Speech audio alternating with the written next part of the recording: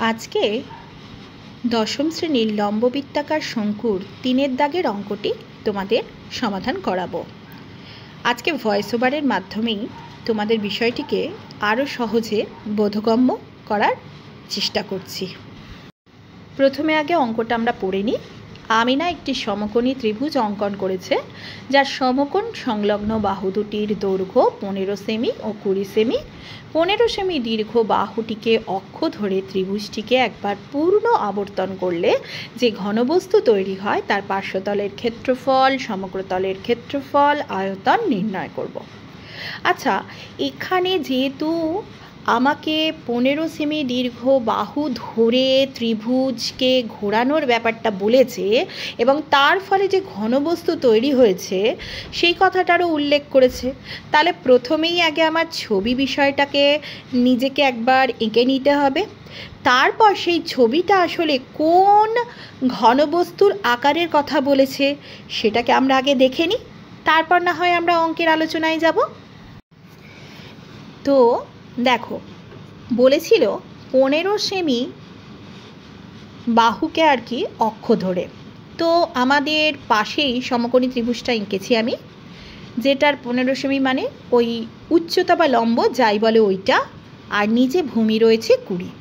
তো ঘূর্ণন অক্ষটা তাহলে 15 সেন্টিমিটার, ওটাকে দিয়ে পুরো ঘোরানো হচ্ছে, মানে 20 সেন্টিমিটারটা নিচের দিকে যেটা রয়েছে সেটা কিন্তু ঘুরে ঘুরে তোমাকে একটা আকার তৈরি করে দিচ্ছে, আর 15 সেন্টিমিটারটা কিন্তু লম্বা হয়ে আছে।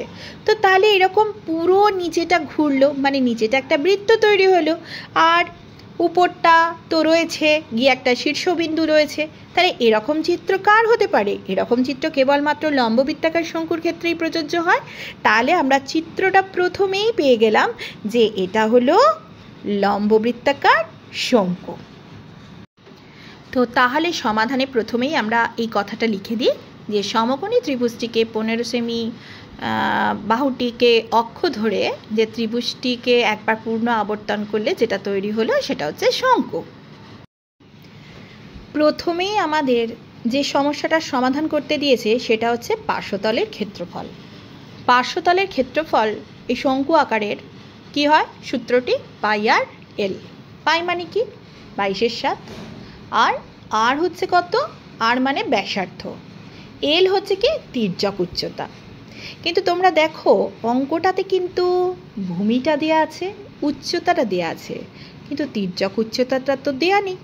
তো তাহলে প্রথমেই আমরা তির্যক উচ্চতা বার করব। এই নিয়মটিও তোমাদের আগে শেখানো হয়ে গেছে, আমি আবার লিখে দিয়েছি এবং বোঝাচ্ছি, শুনে নাও। তির্যক উচ্চতার বর্গ বা হোল স্কোয়ার সমান উচ্চতার স্কোয়ার যোগ ব্যাসার্ধ স্কোয়ার। এখানে উচ্চতা কত? 15, তাই 15 স্কোয়ার, আর ব্যাসার্ধ হচ্ছে 20, তাই 20 স্কোয়ার। এখান থেকে 15 স্কোয়ার করে পেলাম 225, আর 20 স্কোয়ার করে পেলাম 400, তাহলে টোটাল হলো 625। কিন্তু আমাদের দরকার শুধুমাত্র তির্যক উচ্চতা, তাহলে আমরা কি করব? 625-এর বর্গমূল করে পেলাম হলো 25। তাহলে শঙ্কুটার তির্যক উচ্চতা কত পেলাম? 25 সেমি। প্রথমেই তাহলে সেই শঙ্কুর পার্শ্বতলের ক্ষেত্রফলে চলে যাই, সূত্রটিও লিখে ফেলি। পাই আর এল বর্গ একক, পাই এর মান 22/7 আর 20, আর এল এইমাত্র আমরা বার করলাম 25। তাহলে সবগুলোকে গুণ করে আমরা ক্ষেত্রফল পাবো বর্গ সেমি। তো সেটা আমরা কষে দিয়েছি, মানে আমি কষে দিয়েছি, তোমরা একবার নিজেরাও কষে নিও। এবার আসছে সমগ্রতলের ক্ষেত্রফল।